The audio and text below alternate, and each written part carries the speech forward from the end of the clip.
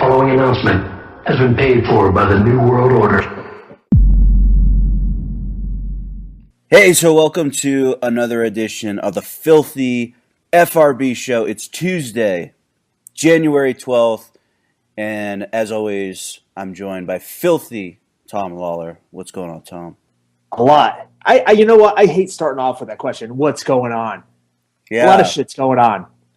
Just seems like there's plentiful amount of things that are going on. There's news. There was just the Golden Globes the other night.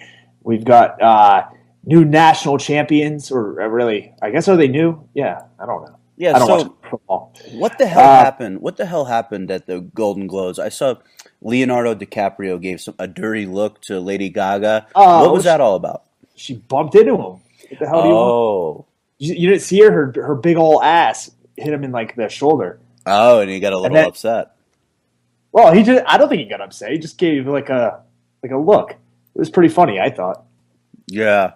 You know, we picked a really good day to record this because there's so much shit going on. Yeah. Speaking of which, we just had the MMA debut of the Leonardo DiCaprio of sumo. Baruto Kaido defeated Peter Arts on the 31st of last year.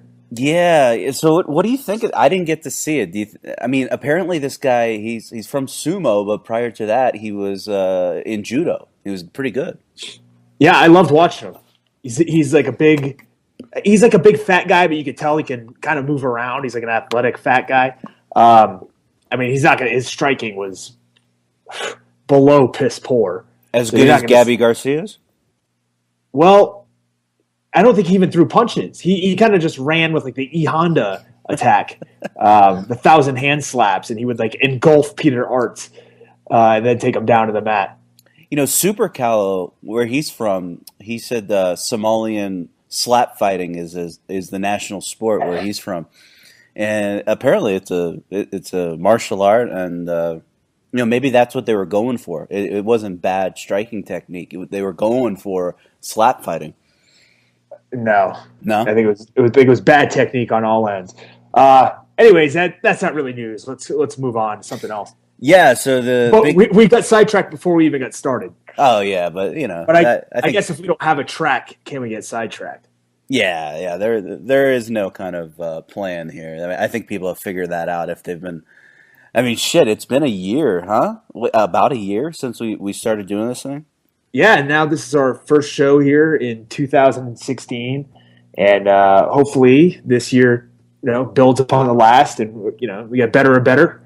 And, well-deserved obscurity and continued mediocrity, and always keep those goals obtainable because you don't want to be upset when they don't come true. But the big announcement that in the past week or so, it was today. McGregor Sports and Entertainment announces UFC 197 March 5th at the MGM Grand Garden Arena. And I know some people took this McGregor Sports and Entertainment as kind of a joke. And right now, I think it is a joke. But fast forward 18 months, I don't think it is a joke. I think this guy is actually going to be a co-promoter. Where was this? On his official Facebook. On his Facebook, huh? Yeah. So the UFC, it was so weird. I mean, a good friend of ours, Jeremy Botter of Bleacher Report, I mean, he had this story 4 or 5 days ago, whatever it was. And for whatever reason, I still don't know. I think Dos Anjos was holding them up for money. I really, everything's pointing towards McGregor already had his deal in place after knocking out Aldo. He basically bet on himself, and if he won, then he was going to get this deal that he agreed with Lorenzo beforehand. I don't think it was McGregor holding things up because also McGregor has great respect for his fans, and all the Irish fans were just up in arms like, hey, we want to know where we need to buy our plane tickets. Is it because remember that rumor about Dallas? And yeah, so they were talking Dallas, and they were like, well, is it going to be in Vegas or so I'm sure Connor wanted it out there, but where the hell was I going with that? Why? How the hell am I supposed to know? I think I'm the guy who gets the concussions or got a concussion. Yeah, I don't think so. Yeah, but it was a big controversy of why this wasn't announced. Oh, I remember where I was going with that. I was really surprised the way UFC announced it. I thought that they could announce it, during a football game Well, that was or the plan. Apparently, that was the plan, right? I mean, that's what Jeremy Bonner had reported, I believe, who was on top of this story. I believe he's the one that reported that it was going to be announced during the football game. And then I believe there were other tweets saying, stay tuned 1 hour from now to Fox. Something big's going to be coming up. And then time came and it passed and we got nothing. yeah. So Conor McGregor's coach, John Kavanagh, said something like T minus 1 hour, and then a couple hours later he said something like false alarm, put away the red panties. I mean, I don't know if it was Fox not cooperating, like, hey, we're not going to plug your pay-per-view. I mean, this guy never fights on our network. Well, Yeah, but they've had no problem. Come on, that's not. I don't think that's even an issue. yeah, probably. Well, maybe it was a venue issue. He did fight. He fought on their network last year, a Yeah, year ago. 1 year ago he did. I mean, maybe it was a venue issue because they had a Nevada Athletic Commission meeting this morning, and one of the things was Premier Boxing Champions. They actually had the MGM for March 5th. It was going to be a guy named Keith Thurman versus Sean Porter, which is actually a really good boxing match, and they withdrew their request to stage that event at MGM, and then UFC put in their request to stage as Conor McGregor. So it's possible that the UFC had to cough up some money to Al Heyman, Premier Boxing Champions, to get that date. So Yeah, maybe it's the money from Cowboy Cerrone, Nate Diaz, and Rafael dos Anjos from their Reebok fines. Maybe it's going to Al Heyman. I'm going to write that down because I want to get back to the outfitting. They're calling it the outfitting fines, and to me, that's the biggest cop out. It's not outfitting; it's a goddamn uniform. But I wanted to get from you your not a final prediction, just some initial thoughts on the main event and the co-main event: Conor versus Dos Anjos, and then Holly Holm versus Miesha Tate. Well, when you look on paper between Rafael dos Anjos and Conor McGregor, I think that most people are going to pick dos Anjos because they think that he has more tools, more well-rounded, has a better chance of winning the fight on the ground. But I really don't think that Conor's that far behind when it comes to the MMA game. This isn't going to be a grappling match. It's not going to be just a kickboxing fight. It's not just a boxing fight. It's, a combination of everything. And that changes the different skills and the different techniques that work in one sport. It changes when it comes over to MMA. And I think these two are pretty evenly matched. It's not as if Conor hasn't fought at 155 before. And granted, he hasn't fought the level of competition at 155 that Dos Anjos has. But he just defeated a man who hadn't been beaten in 30 fights or something. Decade. In 13 seconds. So people are already kind of discounting Conor, and I just don't. I don't think that they should be doing that. I think that this is a very winnable fight for him. I think that Dos Anjos is very, very aggressive and leaves openings, and that's what Conor's best at exploiting. And right now, I think that Conor wins this fight. Yeah, I agree with you. I mean, it's pretty impressive how he's such a precision striker. I mean, he's so freaking accurate. Reminds me a little bit of when Anderson was just killing people, and the punches didn't look all that devastating, but it landed exactly where it needed to land for the lights to go out. Yeah, just this perfect timing, perfect placement of the punches, and that is really what makes a big difference between somebody who hits hard and gets KOs and somebody who makes it look effortless like Conor McGregor does and Anderson Silva did in the past. Yeah, and people questioning Conor going up to 55. Of course, Cage Warriors, he was a champion over there, but look what he did to Poirier.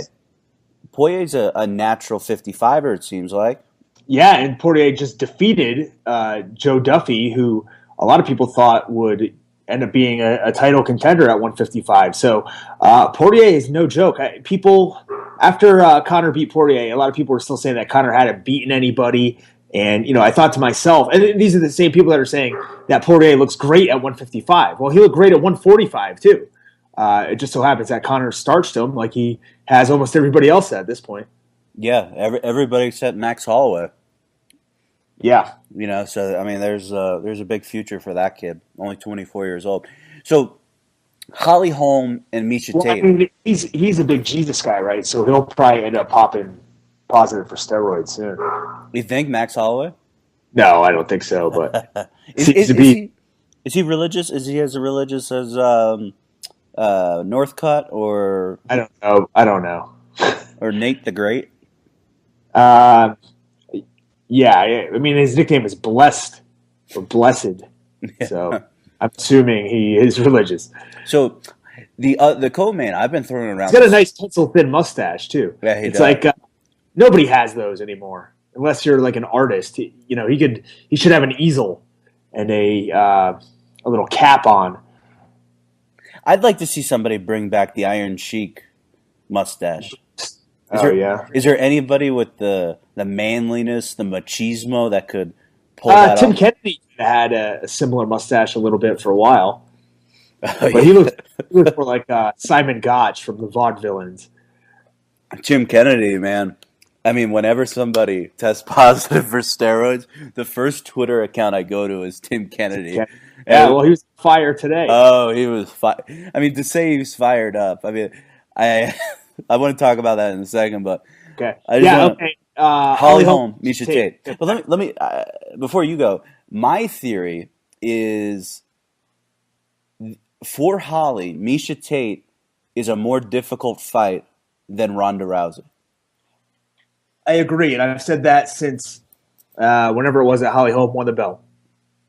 I thought that Miesha Tate presents different problems. I think she's more well-rounded as an MMA fighter than Ronda Rousey, although she clearly is not as dominant in one aspect as Rousey was, and she's not as dominant in one aspect as Holm is. However, she can make up ground with those other skills, and it'll be interesting to see if she can get Holly Holm down to the ground, because she's going to have a different stylistic attack than Ronda Rousey does. Ronda Rousey's going to be going for the clinch, not a lot of double legs. Hell, she never shoots a double leg. Can't do it, apparently. Supposedly, her knees are so screwed up. Yeah.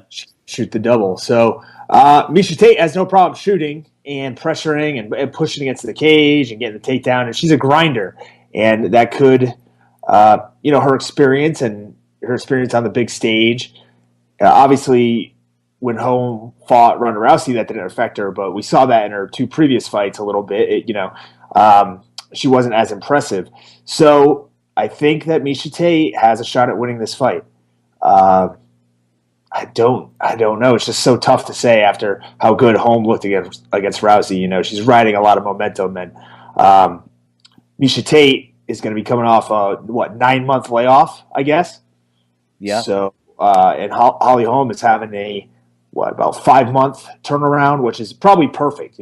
9 is like a little long. 5 months is probably about perfect turnaround to get ready for a fight. So, and there was somebody on the underground that posted a preview video. Well, it didn't really have Holly Holm in it, but it's called Miesha Cupcake Tate Miesha Bobisha. Okay. And it's and I'm actually I'll message you. How the fuck do I? Oh yeah, I'll message you the. And I actually tweeted it too. So.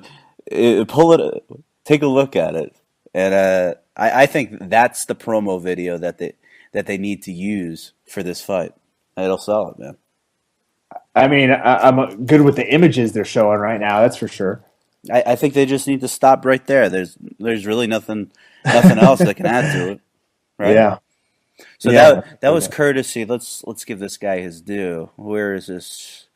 Woman Beat Me Up is his name there on YouTube. That is YouTube. Well, the guy in the underground, his name is KJ Explanation. Fuck that up. Explanation. It's an explanation point. I can't say that. Exclamation mark. KJ exclamation mark. He's the guy who brought it to my attention. So, yeah. So I think I'm going to call an upset with that. I think Miesha Tate is going to win that, and that's going to be perfect for the UFC. Because, well, you're a Miesha Tate mark, so of course you think that.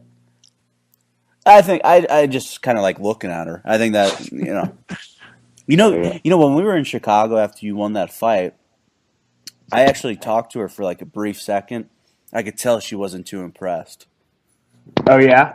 How often are girls impressed with you when they talk to you? Well, I mean, it wasn't like I was like trying to hit on her. I was just saying hello, and it would.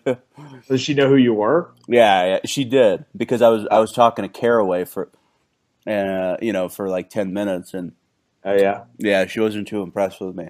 I didn't really think I'd ever said anything, but I mean, you know me. I mean, maybe she just wasn't impressed. Yeah, a very good possibility of that. See, it's one of these things. Like most of the time, I remember if I ever said any shit about anybody, but then I'm like, oh, but what if they're friends with this person? I probably said something about them.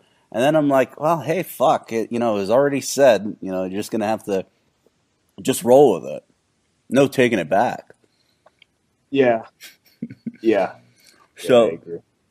So yeah, the aforementioned Tim Kennedy blew a gasket today on... I wonder why. Yeah.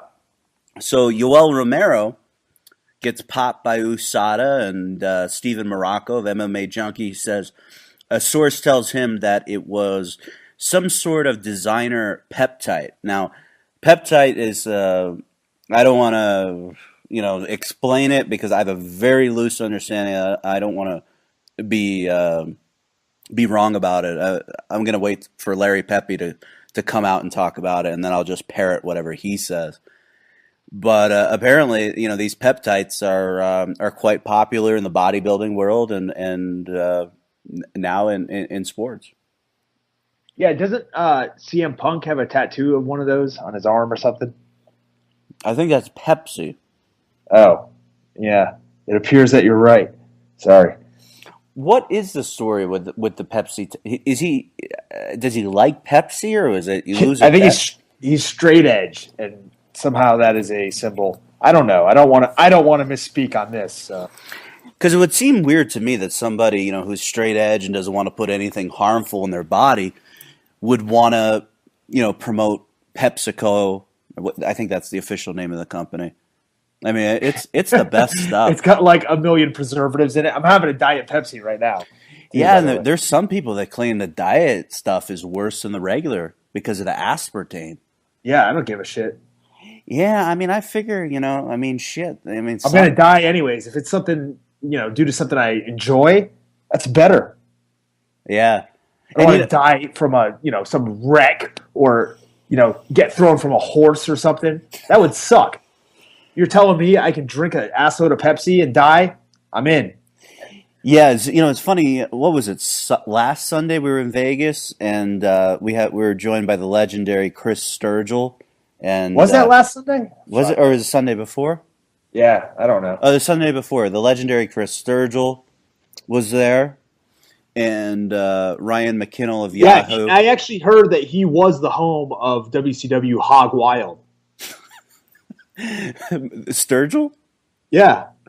Yeah, he is so large that they had the entire show on him and all the bikers. The biker rally was there. Yeah, I'll tell you, I was around Sturgill for 4 days, and we got to get this guy, on one of these shows. He's a very interesting guy. In 4 days, I saw him eat twice.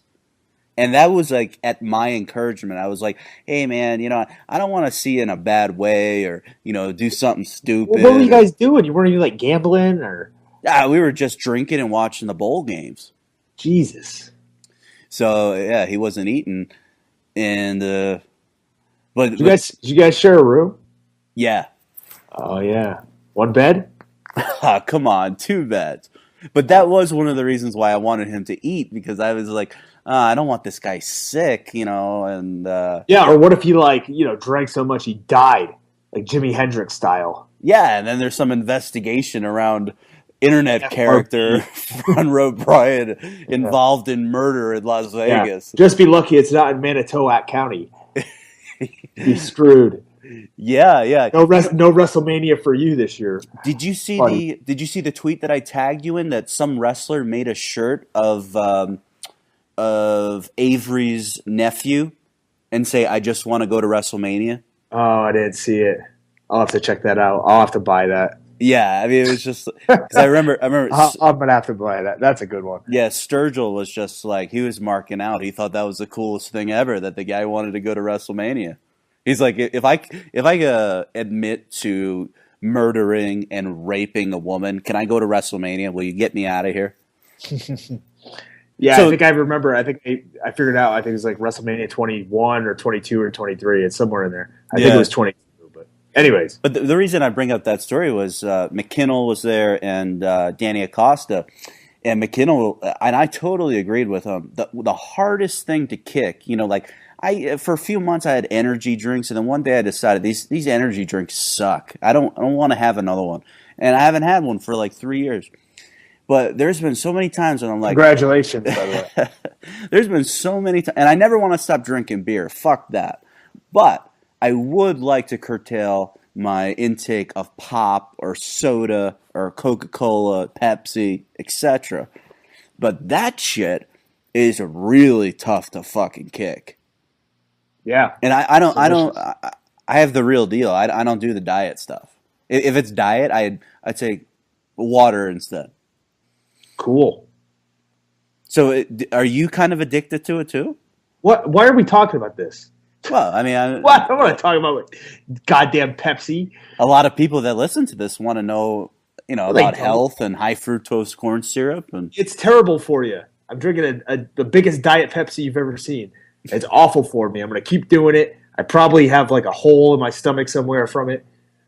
I don't know.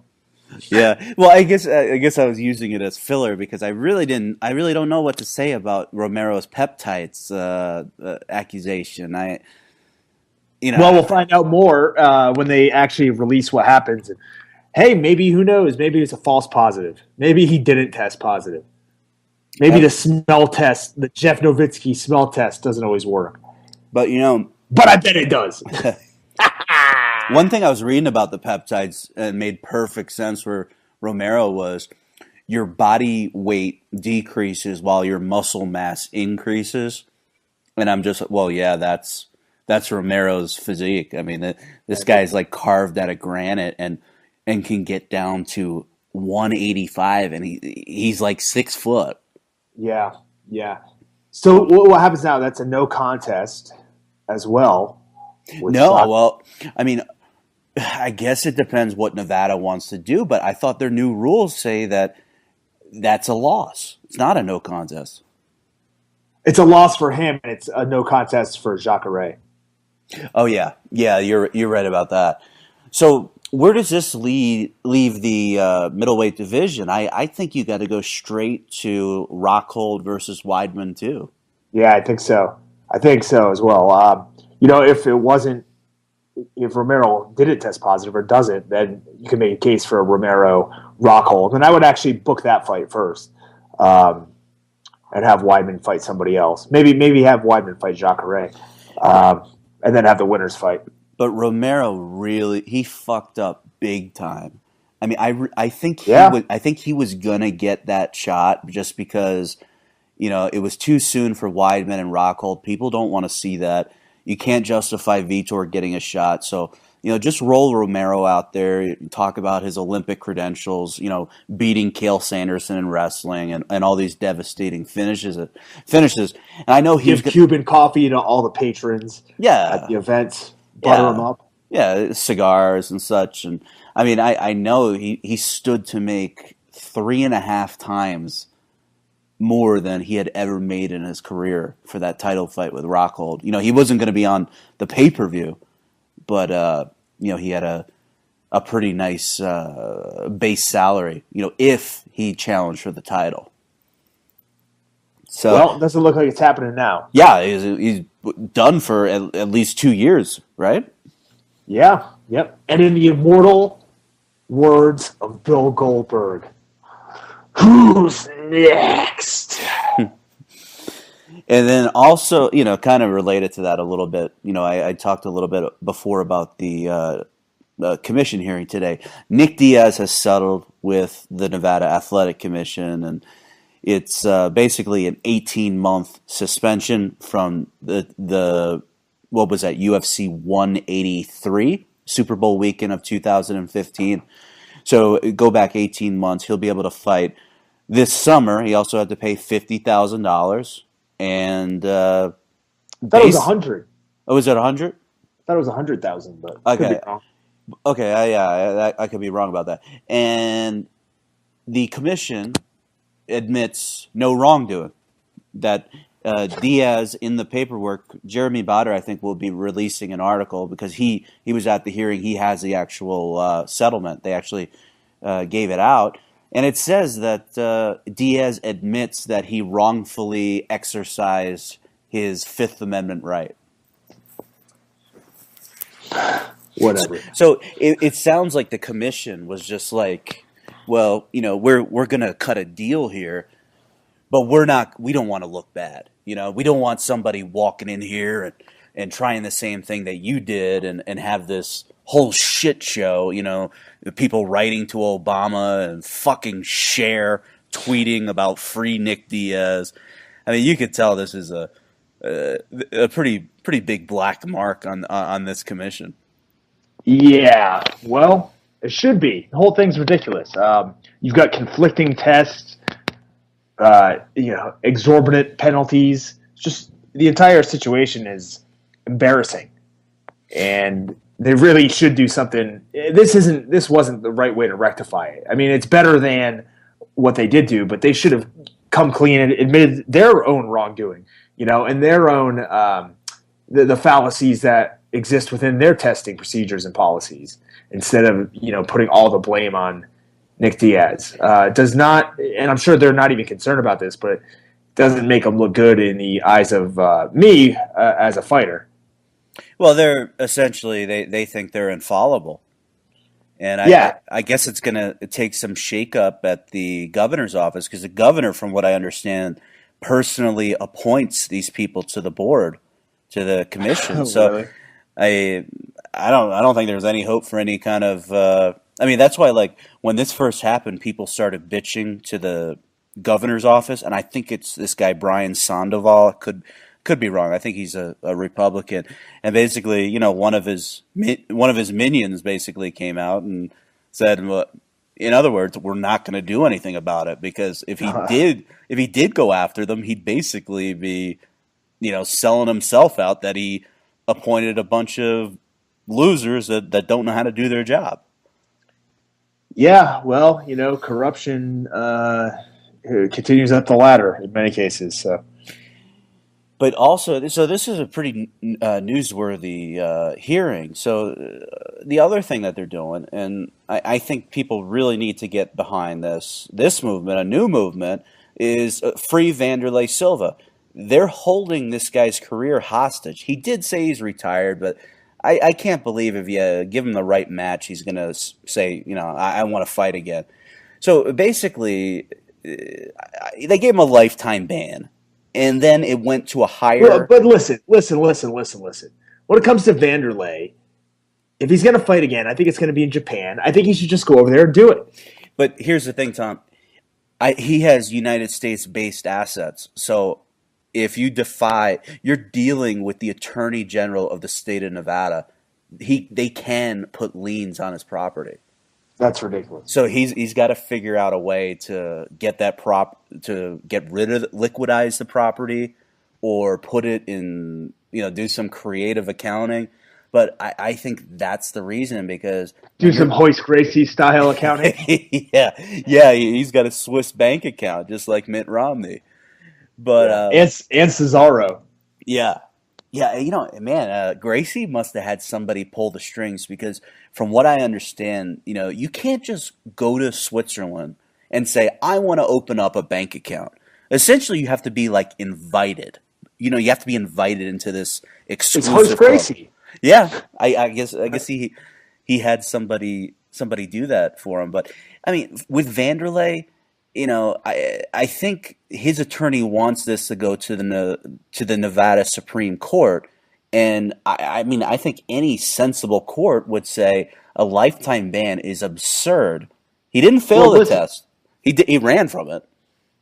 Do you remember when Brock Lesnar left the WWE the first time, and he went and wrestled in Japan?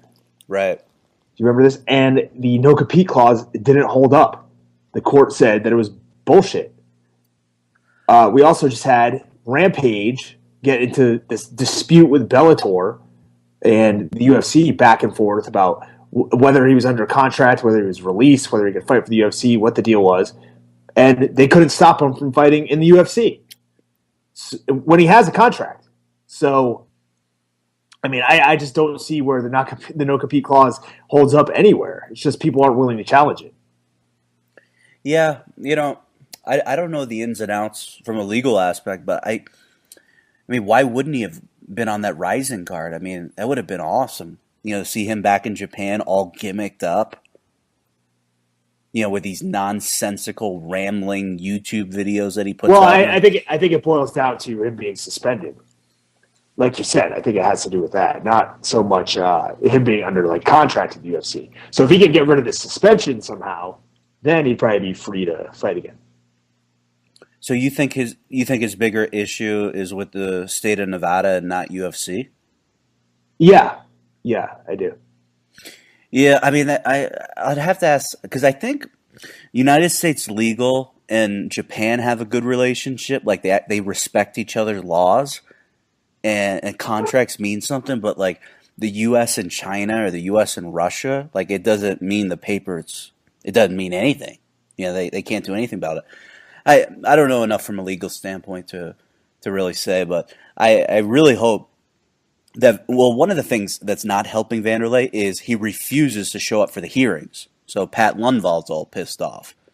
So yeah, I just hope it gets kicked up to the Supreme Court. He gets to put his case out there, and they can strike down this ridiculous lifetime ban, which actually it has been struck down, but by that higher, I don't know if it's a circuit court or what the term for it is in Nevada, but. I'd like to see Vanderlei fight. I'd like to see you fight him. That'd be cool. Yeah, I don't think it's gonna happen, but who the hell knows? You win a couple more fights, you start building your name, and they want to put him in there with somebody. They're forced to have him fight me. Yeah. So speaking of another legend of the sport, BJ Penn making some news today. And tweeting some pictures, and it looks like he's joined Jackson Winklejohn MMA in Albuquerque, and he's training for a comeback. Yeah, it's like, what? I still don't get it. Hold on. Can you say that again? Explain this to me. BJ Penn put up on Instagram a picture with him and Greg Jackson saying, "Dana White, we're coming for you." I don't know. Is BJ going to fight Dana, or I don't know? Yeah, maybe we're finally going to get the a showdown. Maybe they'll have a show on FS1, a countdown show, and then BJ and Dana can fight. Yeah, much like Dana was going to fight Tito back in the day. And then there was a female fighter at Jackson's, a Hawaiian girl. I forget her name, but she put up a picture saying, welcome to the gym, BJ. It's it's awesome that you're going to be training with us or whatever. So yeah, that's awesome. Yeah, but we'll see. We'll see if he comes out with a rod up his ass again, like he did when he was fighting Frankie Edgar last time. Oh man, he looks so horrible. But so many people on Twitter, I saw them. They're like, "Yeah, this would have been awesome in 2005." Yeah. It's like, hey, you never know. You never know what he has left in the tank, or stranger things have happened.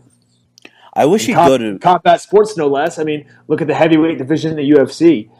Up until a week ago, it was everybody, populating the top was, like 35 or older. Yeah, I think the only younger guy that was in that top 10 was Miocic. I think he was 32.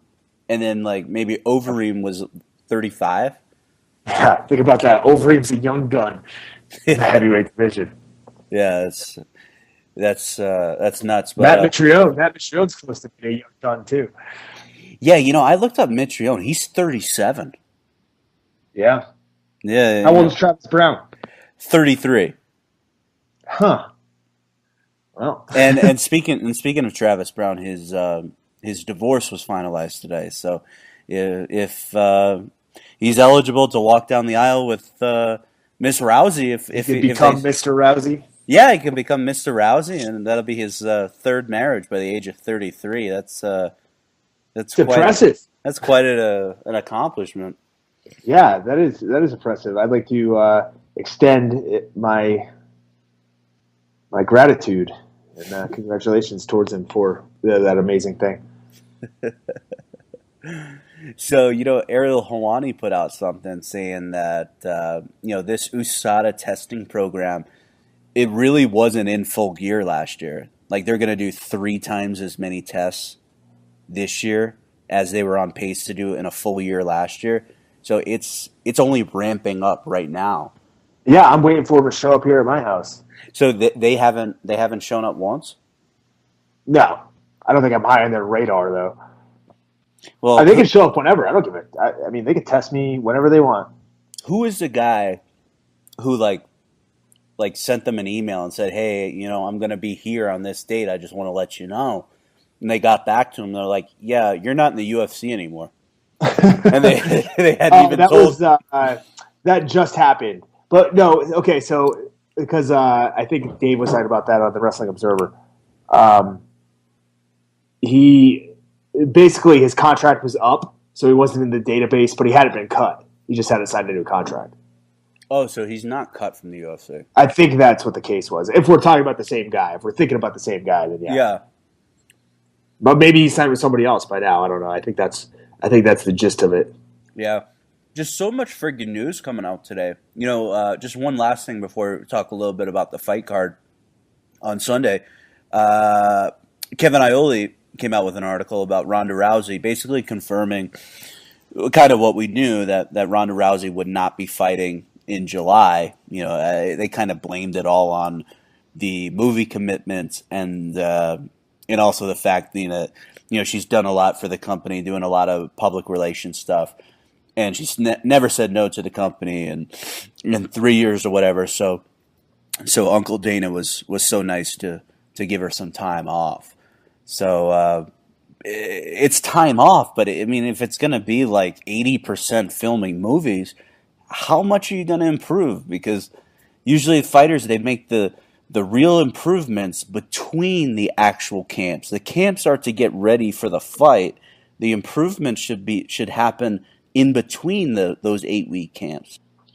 Yeah, well, I don't know what her filming schedule is on these movies, but it's very possible that she could be filming and also hitting mitts and working on her striking in the downtime there on the set. That'd be one of the easiest things to do on set, I would imagine. So I'm sure she's able to sneak in some training here and there. But yeah, like you said, I mean, this time right now, if she's planning on fighting Holly Holm at any time in the near future, her time right now should be spent on improving her skills, not filming movies. But hey, she's got a lot more money than me, and she's way more famous, so who am I to give her advice?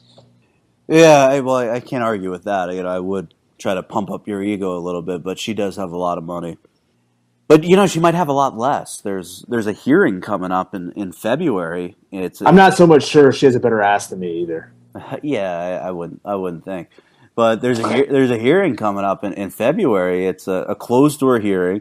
It's a retired federal judge who will make a determination about her and her former manager, Darren Harvey, and some of the financial reparations that she might have to make to Darren. Darren, he invested about $300,000 into Ronda to get her from cocktail waitressing to, being a full-time MMA fighter. So, she could be considerably less in the pocket, if they determine that, she owes him that money plus a percentage of her pay-per-view money. Yeah, and she just got levied with a lawsuit that claims she was born a man. You see that? Yeah, it was a handwritten What lawsuit. the fuck was that? Yeah, I mean, I hope the first thing she did was get a restraining order against that guy.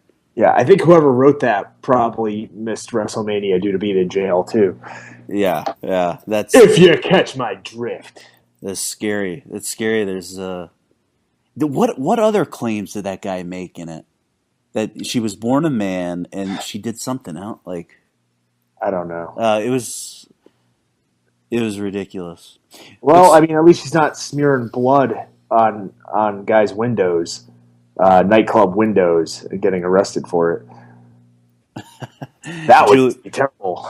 Yeah, Juliana Vania. I saw that video. And it was so funny, man. Or as Vinny Magalhaes likes to refer to her, Fallon Fox. Yeah, there is a little bit of a resemblance, but dude, it was so funny. The cop is like, so apparently she took the the bar owner's cell phone as well as kicking him in the nuts, and the cop goes, because she's yelling at them saying, "Oh, you got nothing better to do" or something. He's like, "Yeah, you're right. Right now, I don't have anything better to do. You're it." And she says, "That's ridiculous." And so he goes, "You're also being charged with theft." And she, in a drunken voice, just goes, "Whatever." I'm just like, that's fucking comedy. Like, you're also assault and theft. Whatever.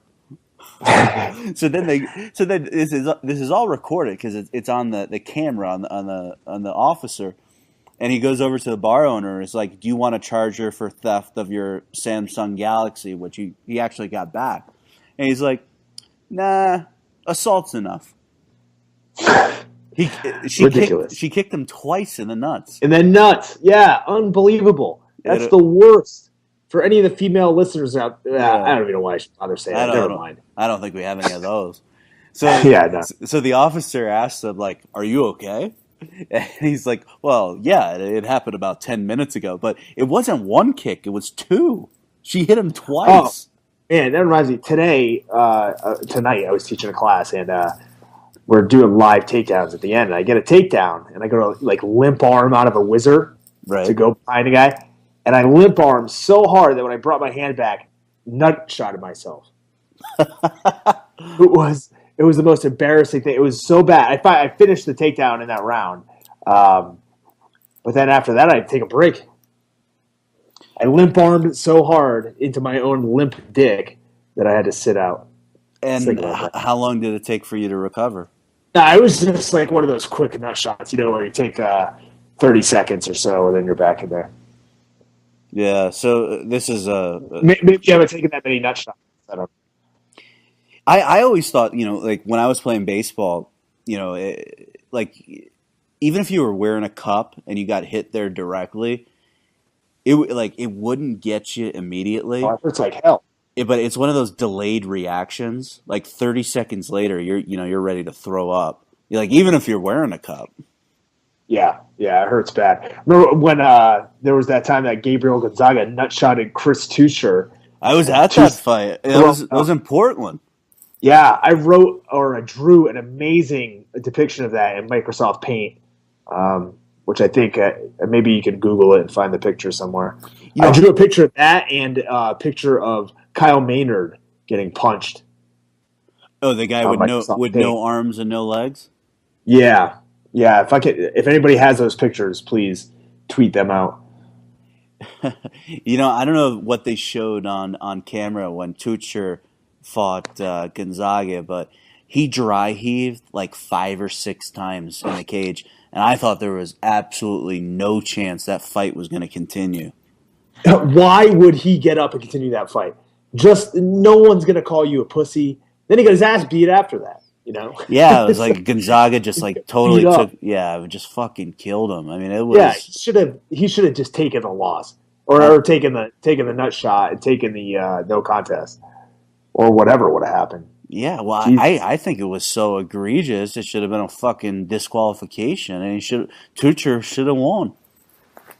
Yeah, I also like there was the two fights between it was like Thiago Santos or something and Eric Prindle, where both fights ended by nut shot in Bellator. Oh yeah, that was fun. that was funny. That should have been feud of the year. And then Prindle, like people were questioning whether he actually was injured, and he put on Twitter a picture of his balls. Do you remember that? I was just like, yeah, that takes a high level of commitment. Yeah, it was him. I think maybe it was Prindle threw an axe kick right in the first fight and like broke the other guy's pelvis, but they called it a nut shot. So really, it was like a legal shot because you can throw an axe kick, which is the dumbest fucking thing going. Unless you're Shogun, you can't stop. So he threw the I mean, I'm pretty sure. I know in Florida, I haven't been. Yeah, I'm pretty sure you can axe kick, right? I've never heard a rule against it. Yeah, which is bizarre, but anyways. Yeah, and then the next fight, the guy did like the lamest little kick from open guard, but it was directly in the dick, like right up the taint, and they stopped the fight. So. What fight was that? That was Prindle and Santos 2, I think. Oh, you're talking. Oh, yeah. I thought we were still on Portland when Nate the Great Marquardt knocked out Demian Maia when he just kind of jumped up in the air right in front of him, and Marquardt just. Yeah. You remember that one? Yeah. Yeah. But one of the things that we mentioned before. Yeah. So it was an axe kick. It was Prindle threw an axe kick and crushed Santos's balls. Wow. Yeah. So you want to be a fucking fighter, huh? Yeah. So one of the things that we mentioned before was the outfitting fines and outfitting. I say that with my finger says parentheses because it's complete bullshit. Because what they mean is uniform penalties. They didn't wear the proper uniform, and the reason they won't use that term is because there's some legal ramifications of having an independent contractor wear a uniform. So they call it a kit or an outfit. Yeah. So who are the three guys that got fined? Nate Diaz, Cowboy Cerrone, and Rafael Dos Anjos. Dos Anjos got fined for wearing an Evolve shirt, I believe, at the weigh-ins. Nate Diaz got fined for wearing jeans to the weigh-ins, and Cowboy got fined for having his own patch sewed onto his Reebok shorts and wearing those. To which he replied that he will continue to do it in the future, and they said if he does it again, he won't be able to fight. So, now, what does that patch represent? I think it has something to do with his grandmother. I didn't read too much about it, but I guess he's had it on all of his fights, Yeah, and his grandparents are a huge part of his life. I think he said that basically they bankrolled his entire career at the beginning when he wasn't really making much money, and bought him that ranch in New Mexico and did all kinds of things for him. So yeah, I mean that's funny. So Diaz cannot wear jeans, and Dos Anjos wearing the Evolve shirt. I kind of thought that was a bit egregious, but knowing the funds that the Evolve owner Chatri has, I'm pretty sure he covered it for him. Yeah. Well, Chatri's background is Harvard Business School, Wall Street, and then moved back to Singapore. So I'm sure he's got the money. He's got that plenty of money in Singapore. There sure are. He's got that fuck money. I was talking to Ben Askren about Singapore, and I was like, just out of curiosity, I checked the real estate market out there. And, there were hundreds upon hundreds. I mean, this is a very small country. There were hundreds upon hundreds of real estate properties over $50 million. And I'm not talking about huge compounds. 50 million USD. I'm not talking about huge compounds. I'm talking like maybe a 5,000 square foot home. I mean, just things are so out of whack. I don't know how where the fuck do they get the money? It's a big banking center. I mean, that's how the country was founded. It's just very business and bank friendly. And, basically it's kind of like the formula that the UAE tried to copy. Right. for businesses. So it's like a really good economic zone in the middle of an area which is not known for having high prices. Yeah, it's so bizarre that it's in that region of the world. It's right next to like Indonesia, Thailand, Malaysia, and those are all very cheap countries. Cambodia, that they only figured out how to do a live television transmission within the past 2 years. One of the guys, awesome. when I was in Singapore, the PR director over there, Lauren Mack, was telling me about who actually used to work for Zuffa. He was telling me about the show in Cambodia, and they said that the one championship show was the first live sports broadcast from Cambodia in the history of Cambodia. They just didn't have the technological infrastructure to do a live event until that's pretty awesome. Yeah, it's about it. All these developing economies. I mean, there's still some abject poverty, but seemingly North Korea is another one. Great place. I think North Korea is fucked. I've never heard anybody from there say a bad thing about it. There's another country that, for Ben's next fight, I can't really say, but I'll tell you off the air. But man, most people never even heard of it, and it's just another one of these Southeast Asian developing economies. My guess would be Myanmar. So, dude, are we done talking about the outfitting? Yeah. Hey, I just guessed a country over there, so it's a country. I got no inside info. Yeah, it's a country in Southeast Asia. But so this card coming up on Sunday, UFC on FS1, Cruz versus Dillashaw. I've been telling people that Dillashaw is going to defend his title, and almost everybody, you'd swear it's a 15-1. Cruz is a 15-1 favorite. Everybody's been telling me Cruz is going to kill him. What do you think, Tom? I think Cruz wins. 5-round decision? 4th round stoppage. Really? Yes. Because all right, so you look at Cruz's record. I mean, he beat Mizugaki, UFC 178. That's when Conor fought Dustin Poirier, and then you have to go back to 2011. He fought Moose Johnson, and then of course Faber, Jorgensen, Benavidez twice, and Brian Bowles. I mean, there's a name from the past, and I think he's incarcerated right now for a myriad of drug problems, crystal methamphetamine, whatever. He used to be a fun guy to watch, and hopefully that guy, kind of gets his act together. It seemed like he got injured a few times. He kept breaking his hand, and then his life just unraveled. But pretty amazing that at one point, they called Miguel Torres the best pound-for-pound fighter in the world, and Bowles knocked him the fuck out. Yeah. Bowles looked killer there for a little while before he kept breaking his hand, and then he was just gone. Yeah, he disappeared, and I guess just got deep into drugs and shit, and now he's really at a low point. So hopefully things improve for Brian Bowles, but. Dillashaw's record, of course, everybody knows, beat up Renan Barão twice, a guy who hadn't lost in a decade, a guy that I thought, would rule that division for another 4 or 5 years, maybe win another 10 fights in a row. He also beat Joe Soto. Everybody knows Soto didn't deserve that title shot. It was just because of the circumstance of it.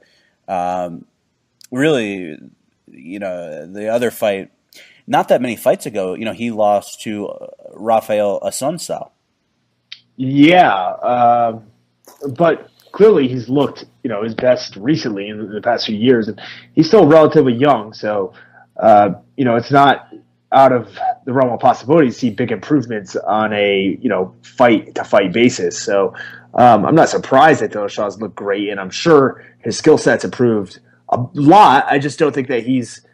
Barão, it's not to say he hasn't beaten the same kind of competition that Cruz has, because Barao is more than a formidable opponent, but just the rest of his defenses haven't inspired me. His last performance, he looked great, obviously defeating Barao, but I don't know. I just feel like Cruz, there's something there that he is the champion in that weight class. He never lost the belt, and I think in his mind, he really believes that he's a champ, and I think he's going to be able to take control of this fight. I think he's got more tools as well. Yeah. I mean, the other thing, too, I mean, the war of words, I mean, not that it means anything, but... Well, there's only one guy talking. So. Yeah, I mean, Cruz has really made Dillashaw just look like a complete moron. It's a one-sided war. Yeah, and you could tell... Much like the French and Indian War. Right. You could tell, Cruz is kind of an intellectual... I mean, I don't know how smart he is, but he's not a dummy, whereas Dillashaw just kind of comes across as the jock, not too intelligent. I mean, he could be intelligent. I have no idea. I'm just saying what the perception is. What's interesting about this fight, Tom, Dominic Cruz has been away forever, right? He's 30. Dillashaw's 29. They're basically the same age. Wait, what? Dominic Cruz is 30? Yeah, he's 30. Holy shit. And Dillashaw's 29. I mean, if somebody would have asked me, I'd say, yeah, Dillashaw's probably about 5 years younger than Cruz. If somebody would have asked me right off the top of my head, but I looked it up. I scribbled down some notes, before we record here, and I was kind of surprised to see that. Yeah, well, I guess Cruz has been a staple of these lighter weight classes for a long time, throughout his time in the WEC and also into the UFC. So he's been around for a long time, and he's obviously gotten a lot of airtime because he's one of the best analysts that the UFC has, probably maybe the best when it comes to not being in the booth, but being behind the desk as a what are those, like the pre-shows or post-shows. He's a great post-show analyst, so he gets a lot of airtime. So it just seems like he's been everywhere for a long time, and I guess he has. He's just not that old. Yeah, and I was talking to somebody at Fox, and supposedly he'll be starting to get in the rotation, to be commentating live events, to be opposite Anik or. Yeah, well, he was in the main event for the Cerrone Dos Anjos fight, but that lasted a minute long. So he didn't really get a chance to showcase his skills there. That was a starching. But the co-main event is a pretty intriguing one. Anthony Pettis, coming back from a one-sided beatdown from Dos Anjos last March in Dallas, fighting Eddie Alvarez, who himself is coming off a split decision victory over Gilbert Melendez, and then it came out that Gilbert Melendez tested positive for elevated levels of testosterone. And I think that happened in mid-June, and then a lot of these new guidelines for suspensions happened July 1st. So he was like the luckiest dude that he got caught in June. So he got 1 year instead of 2 years. So and then prior to that, Alvarez had a kind of disappointing debut against Donald Cerrone. How do you see this one playing out? Well, I think that Alvarez wins. He's only been knocked out once. He has a TKO loss of strikes to Nick Thompson, who was fighting up at 170 years ago. The GOAT. But I just don't. I don't think Pettis is going to be able to put him away. I think he's just too tough for Pettis. Yeah, I mean, I know Eddie has been training up in New Jersey for this fight with Frankie Edgar, and also one of his former foes has been out in Jersey quite a bit, Michael Chandler. Mm-hmm. So, I don't think, not being in South Florida will really, I don't know if he ever really meshed too much with Henry Hooft. Yeah, it seems like, he was doing some of his best work before he made that transition down to the Blackzilians. It wasn't as if he was a different fighter really either way. So, perhaps going back up to a place where it feels more comfortable living has allowed him to, have better training, and he can relax more and, work on his game in different ways than he was able to in Florida. And I think he'll pull out this fight. Yeah, I'm actually gonna go with Pettis on this. I think Pettis' striking attack is just a bit more diversified. The toughness, that you brought up, certainly have to go with Alvarez. How about his eyebrow game? It's on point. Yeah. Who was the guy who came up with the line? Oh, maybe it was Nurmagomedov said, like, maybe if you trained as much as you get haircuts or something. Mm-hmm. Or something like that. It's like that's a funny joke. But I'm looking on Twitter here. Did John Wood just call you gay? Yeah. Oh, because it's not true. You're talking about the St. Louis Rams are now your second favorite team, and John Wood. Chargers still have a shot as well. Said that's gay. Chargers are still in the running. Well, yeah, they could still move to L.A. But behind your beloved Patriots, right? Yeah. Of course. All right, so you're going with Eddie Alvarez. I'll ride with Anthony Pettis on this one, but I wouldn't be shocked. Pettis is one of these guys Are you ever really shocked by fights at this point? No. I mean, after you see enough. Does the result of a fight ever shock you? Perhaps the manner in which the fight plays out, but the result, nah. Yeah, I hear you on that. You won't be surprised if Alvarez wins or if Pettis wins. Yeah, or probably anybody else on the show, really. So. Yeah, and the last fight on the card that I want to talk about was Travis Brown versus Matt Mitrione. So, Brown comes into this coming off one of the most exciting fights of 2015 against Andrei Arlovsky, and he was on the losing end of that, although, there were moments there where Arlovsky could have been put away just as easily. And yeah, we were live. We were live at that show, remember? Oh, we were watching it, freaking out. Yeah, UFC 187. Yep. Actually, you were probably in line getting a drink. It's funny. It's funny you bring that up because I just remembered I did watch that while I was standing on the concourse getting a drink. See? And I was like, holy shit, this is awesome. I can't wait to get back to the seat and talk about this with people. It's funny how you remember these little things while you're about 10 beers deep. Yeah. But Mitrione's coming off a loss to Rothwell. Was that when Rothwell, did that promo? Yep. Anik. And, I can't blame Anik. He's not a pro wrestling guy. He didn't. If it was Mauro Ranallo, he wouldn't have followed up on it. He would have been like, yeah, that's great. Let's leave it at that. Well, he was probably getting yelled at by the TV producers. Yeah. And that's the problem with, the producers. So the guy goes into this very funny, this great character, cuts a really cool promo, and now they expect him, okay, can you flip the switch and go back to regular Ben Rothwell? It's like, guys, no, that's fucking stupid. Yeah. So go ahead. Mitrione. Yes. So how do you see these guys? Brown's got to be one of the most hated. He's got to have the most heat of any fighter on this card, or maybe that's fighting, in the next while here. He's kind of turned into, a public enemy. I don't know if he has any fans left. This whole thing with Ronda Rousey and the wife. A public enemy? Is he like Rocco Rock and Johnny Grunge? Yeah. Both of those guys are dead now, I think. So I think there's a lot of pressure on this guy because what people like me are going to say if Mitrione knocks him out. Start talking about the distractions of Ronda and Coach Edmond being a shitty coach and. It could happen. Both guys have holes defensively when it comes to their striking. And Mitrione, based on his last fight, you would have to say that his game planning needs a little bit of help. But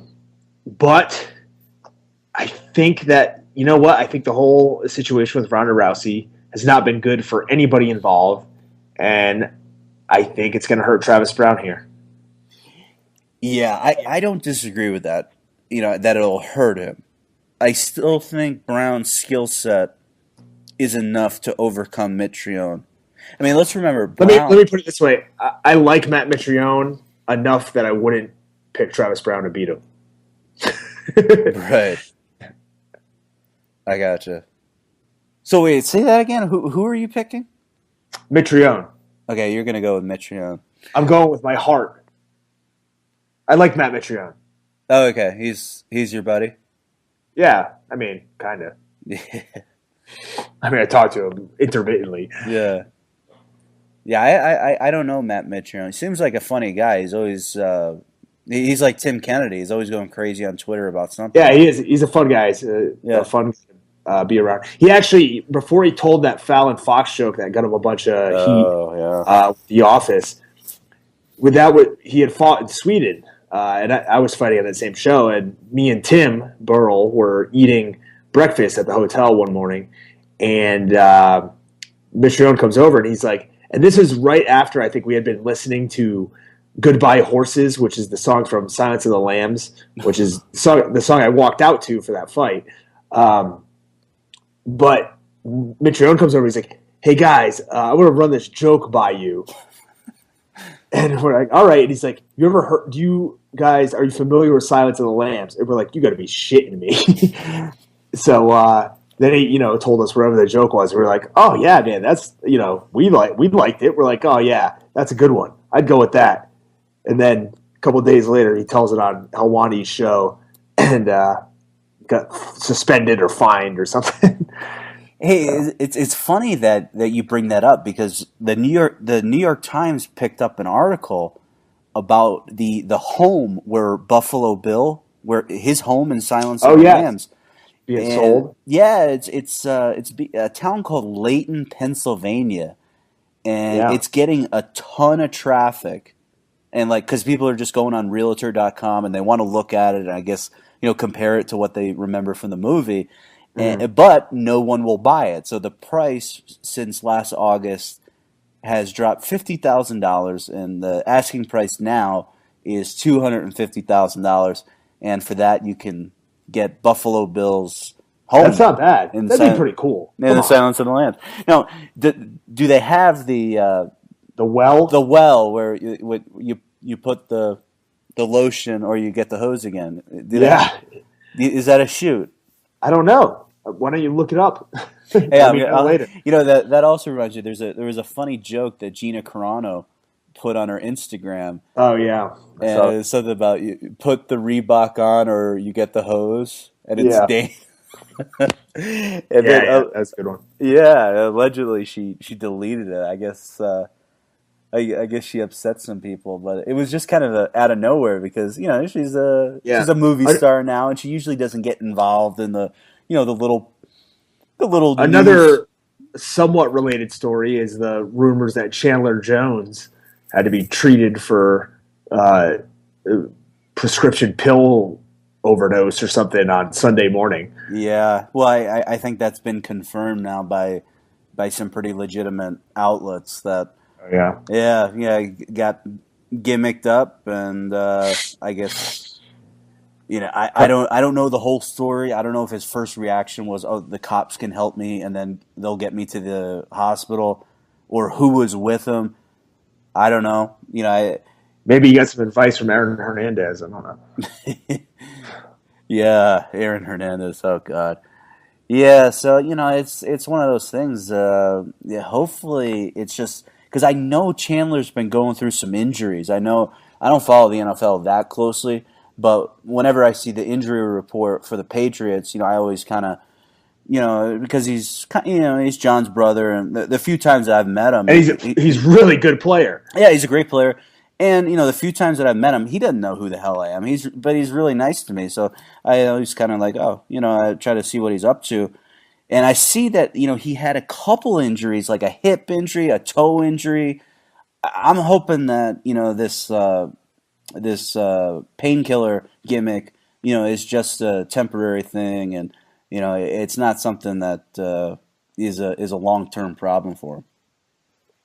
Yeah, I hope that's the case as well. John Jones is a nice guy too. He is. Yeah, a lot of people, John's not perfect. I mean, He's not a saint. yeah, but he's not nobody a is. he's not a saint, and sometimes he tries to put forward this act to try to please everybody when really he should just try to be John Jones. And some people will like him, and then some people will say he's arrogant and fill in the blank. But they're doing that anyways. Yeah. So, but I mean, when he comes back, he's going to be the biggest baby face. I mean, he's been very contrite, and he says he's sorry, but he's still got that kind of heel. When Ariel was interviewing him, he still kind of got on Dana and got on the Nevada Commission, and John's one of those guys, man. He doesn't forget anything. I mean, he'll hold a grudge. Yeah. I like him. I think he's great for this sport. Most talented fighter it's ever seen. So yeah, and he's got a personality. I mean, it may not be the one you want him to have, but he's got one. Well, I mean, put it this way: how many people were talking about Daniel Cormier before he fought John Jones? Well, I was. Yeah, watched people weren't UFC. going out of their way to see a Daniel Cormier fight before John Jones was put in the equation.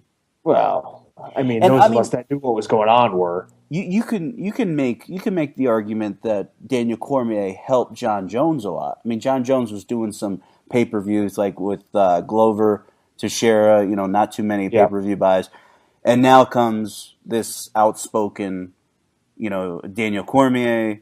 Yep. Who, I mean, on paper, yeah, he had a pretty damn good shot of beating. I mean, if anybody's going to beat John Jones, it's going to be Cormier, at least at 205. Yeah. I mean, and that fight was good. I mean, it was a good fight.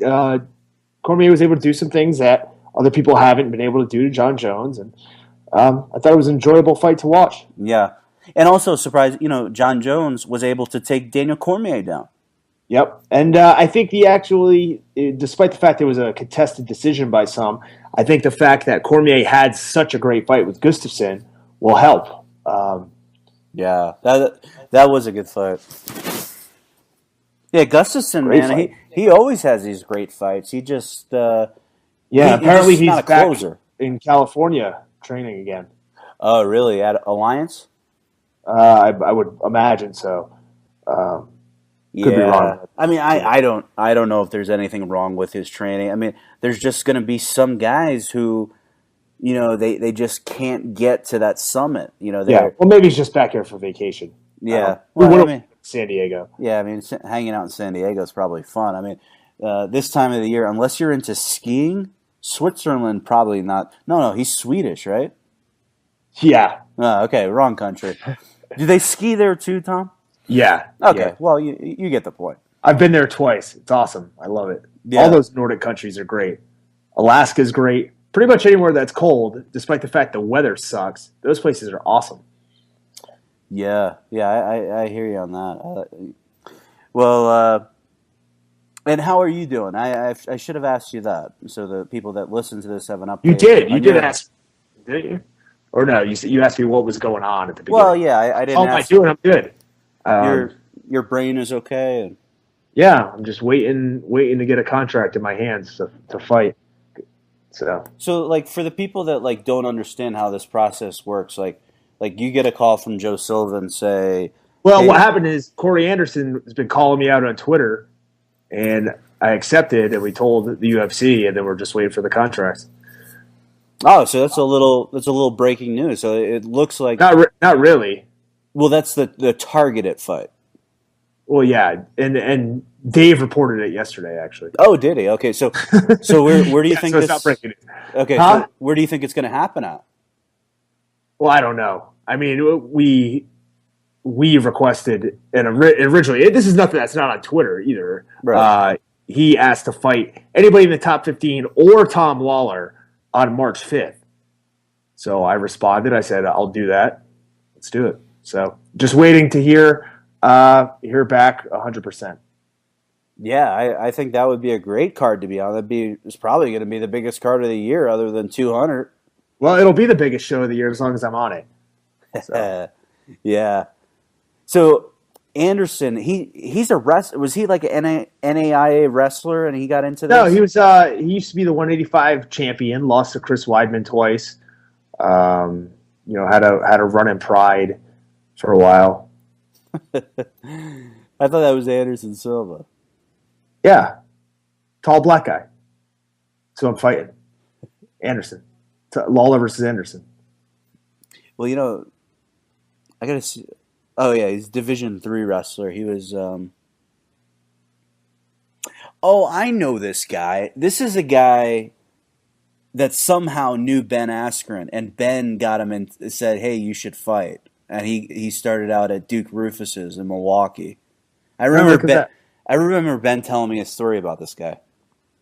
And then I guess he's in Jersey now. Yep.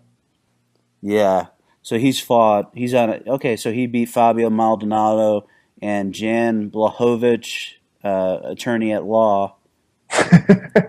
He also, that guy's actually Polish. Oh, okay. Yeah. It's Jan Blachowicz. Yeah. Blachowicz, yeah. Yeah, and then but he lost to Volante, and you knocked that guy into the next decade. That's right. So I knocked him at least into 2016. Yeah, there you go. And he may have knocked Anthony Perosh back into the 1800s or whenever Perosh was born. Yeah. I don't think we'll be seeing Perosh too many more times, or hopefully no more times. He's like 45 years old, whatever. But Tom, I was happy. Yeah, I don't know. Tim used to train with. Oh, really? With Perosh? So they're like the same age. Yeah. Yeah.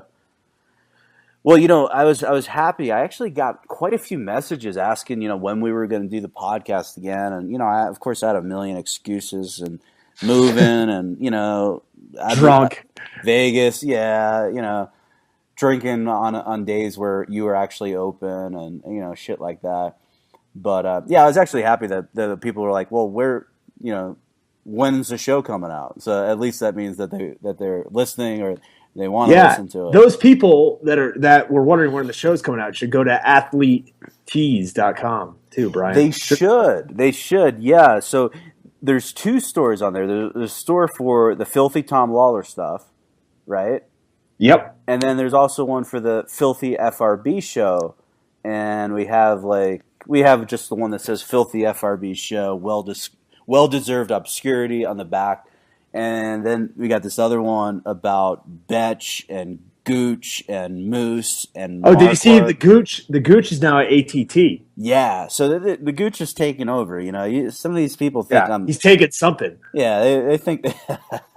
The Gooch is going to be a lightweight in a few months here, but so the Gooch looks good, and those T-shirts.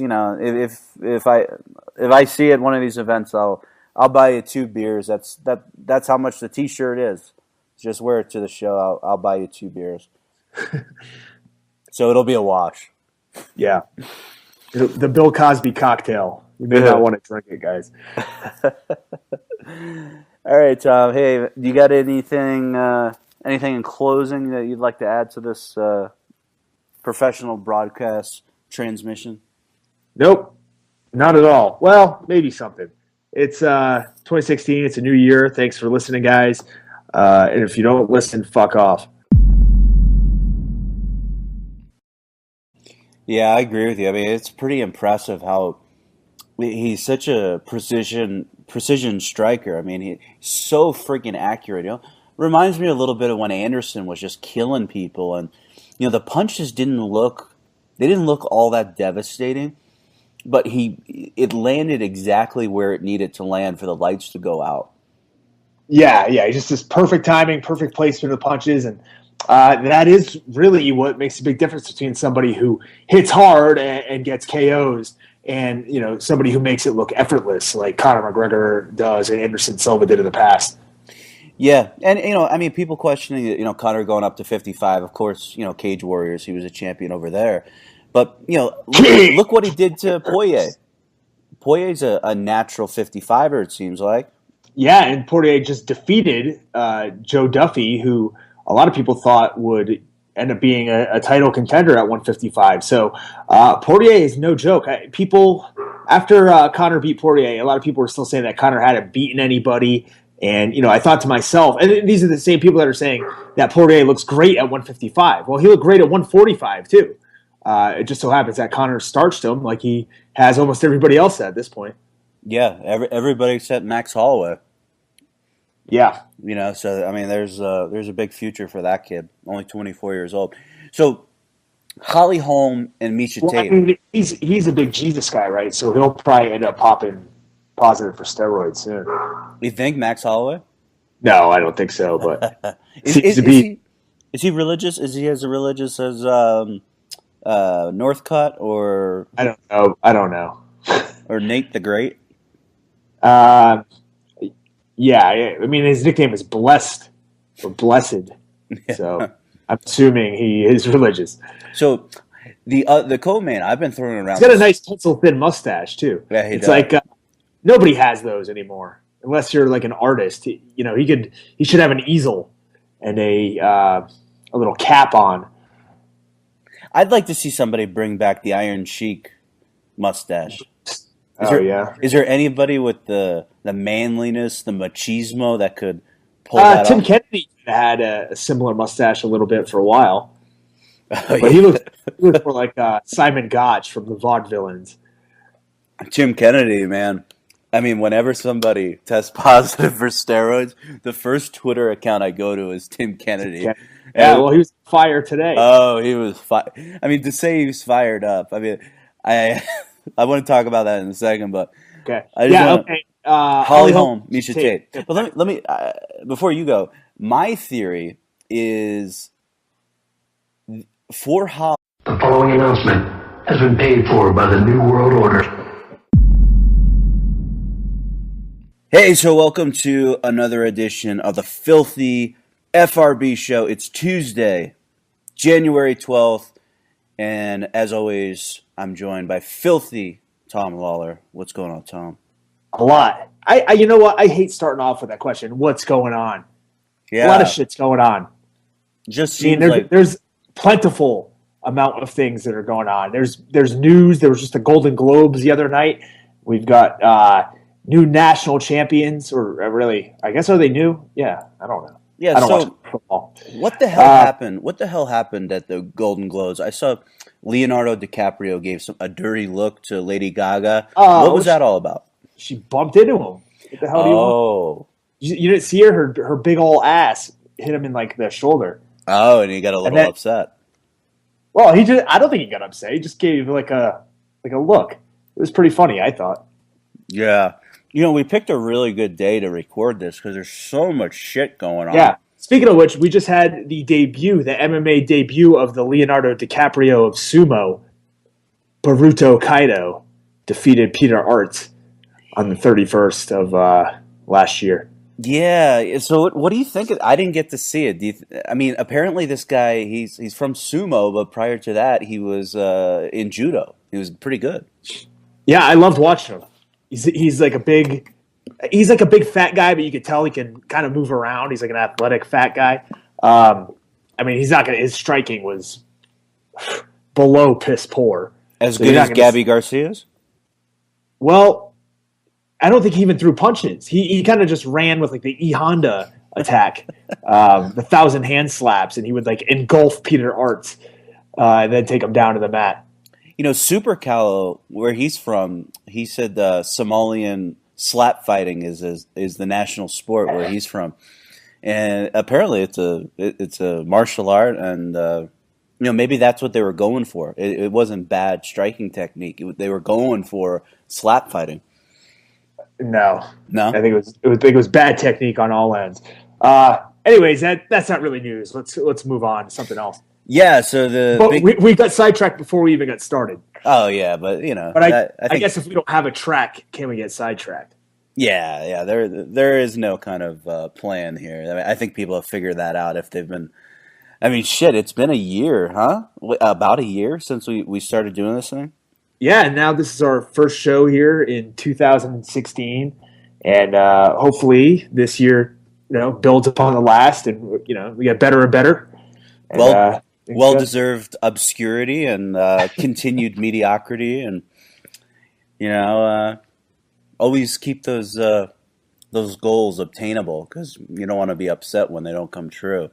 But the big announcement that in the past week or so, or actually it was today, McGregor Sports and Entertainment announces UFC 197 March 5th at the MGM Grand Garden Arena. And I know some people took this McGregor Sports and Entertainment as kind of a joke. And right now I think it is a joke. But fast forward 18 months, I don't think it is a joke. I think this guy is actually going to be a co-promoter. Where was this? On his official Facebook. On his Facebook, huh? Yeah. So the UFC, it was so weird. I mean, a good friend of ours, Jeremy Botter of Bleacher Report, I mean, he had this story 4 or 5 days ago, whatever it was. And for whatever reason, I still don't know. I think Dos Anjos was holding them up for money. I really, everything's pointing towards McGregor already had his deal in place after knocking out Aldo. He basically bet on himself, and if he won, then he was going to get this deal that he agreed with Lorenzo beforehand. I don't think it was McGregor holding things up because also McGregor has great respect for his fans, and all the Irish fans were just up in arms like, hey, we want to know where we need to buy our plane tickets. Is it because remember that rumor about Dallas? And yeah. So they were talking Dallas, and they were like, well, is it going to be in Vegas or So I'm sure Connor wanted it out there, but where the hell was I going with that? Why? What the hell am I supposed to know? But I think I'm the guy who gets the concussions or got a concussion. Yeah, I don't think so. Yeah, but it was a big controversy of why this wasn't announced. Oh, I remember where I was going with that. I was really surprised the way UFC announced it. I thought that they could announce it, during a football game. Well, that was the plan. Apparently, that was the plan, right? I mean, that's what Jeremy Bonner had reported, I believe, who was on top of this story. I believe he's the one that reported that it was going to be announced during the football game. And then I believe there were other tweets saying, stay tuned 1 hour from now to Fox. Something big's going to be coming up. And then time came and it passed and we got nothing. Yeah, so Conor McGregor's coach, John Kavanaugh, said something like T-minus 1 hour. And then a couple hours later, he said something like false alarm, put away the red panties. I mean, I don't know if it was Fox not cooperating, like, hey, we're not going to play. Miesha Tate is a more difficult fight than Ronda Rousey. I agree, and I've said that since whenever it was that Holly Holm won the belt. I thought that Miesha Tate presents different problems. I think she's more well-rounded as an MMA fighter than Ronda Rousey, although she clearly is not as dominant in one aspect as Rousey was, and she's not as dominant in one aspect as Holm is. However, she can make up ground with those other skills, and it'll be interesting to see if she can get Holly Holm down to the ground because she's going to have a different stylistic attack than Ronda Rousey does. Ronda Rousey's going to be going for the clinch, not a lot of double legs. Hell, she never shoots a double leg. Can't do it, apparently. Supposedly, her knees are so screwed up. Yeah.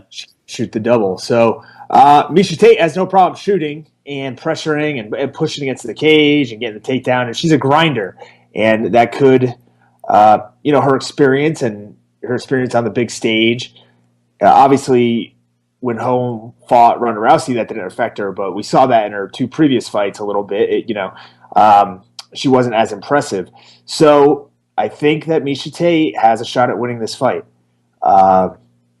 I don't know. It's just so tough to say after how good Holm looked against Rousey. She's riding a lot of momentum, and Miesha Tate is going to be coming off a 9-month layoff, I guess. Yeah. So and Holly Holm is having about 5-month turnaround, which is probably perfect. 9 is like a little long. 5 months is probably about perfect turnaround to get ready for a fight. So, and there was somebody on the underground that posted a preview video. Well, it didn't really have Holly Holm in it, but it's called Misha Cupcake Tate, Misha Bobisha. Okay. And it's and I'm actually I'll message you. How the fuck do I? Oh yeah, I'll message you the and I actually tweeted it too. So take a look at it, and I think that's the promo video that they need to use for this fight. It'll sell it, man. I mean, I'm good with the images they're showing right now. That's for sure. I think they just need to stop right there. There's really nothing else that can add to it, right? Yeah. So that was courtesy. Let's give this guy his due. Where is this? Woman Beat Me Up is his name there on YouTube. That is YouTube. Well, the guy in the underground, his name is KJ explanation. Plug your pay-per-view. I mean, this guy never fights on our network. Well, but they've had no problem. Come on, that's not. I don't think that's even an issue. Yeah, probably. Well, maybe it was a venue issue. He did fight. He fought on their network last year. A year ago. 1 year ago, he did. I mean, maybe it was a venue issue because, they had a Nevada Athletic Commission meeting this morning, and one of the things was Premier Boxing Champions. They actually had the MGM for March 5th. It was going to be a guy named Keith Thurman versus Sean Porter, which is actually a really good boxing match, and they withdrew their request to stage that event at MGM, and then UFC, put in their request to stage as Conor McGregor. So it's possible that the UFC had to cough up some money to Al Heyman, Premier Boxing Champions, to get that date. So yeah, maybe it's the money from Cowboy Cerrone, Nate Diaz, and Rafael Dos Anjos from their Reebok fines. Maybe it's going to Al Heyman. I'm going to write that down because I want to get back to the outfitting. They're calling it the outfitting fines, and to me, that's the biggest cop out. It's not outfitting; it's a goddamn uniform. But I wanted to get from you and not a final prediction, just some initial thoughts on the main event and the co-main event, Conor versus Dos Anjos, and then Holly Holm versus Misha Tate. Well, when you look on paper between Rafael Dos Anjos and Conor McGregor, I think that most people are going to pick Dos Anjos because they think that he has more tools, more well-rounded, has a better chance of winning the fight on the ground. But I really don't think that Conor's that far behind when it comes to the MMA game. This isn't going to be a grappling match. It's not going to be just a kickboxing fight. It's not just a boxing fight. It's, a combination of everything. And that changes the different skills and the different techniques that work in one sport. It changes when it comes over to MMA. And I think these two are pretty evenly matched. It's not as if Conor hasn't fought at 155 before. And granted, he hasn't fought the level of competition at 155 that Dos Anjos has. But he just defeated a man who hadn't been beaten in 30 fights or something. Decade. In 13 seconds. So if people are already kind of discounting Conor, and I don't think that they should be doing that. I think that this is a very winnable fight for him. I think that Dos Anjos is very, very aggressive and leaves openings, and that's what Conor's best at exploiting. And right now, I think that Conor wins this fight.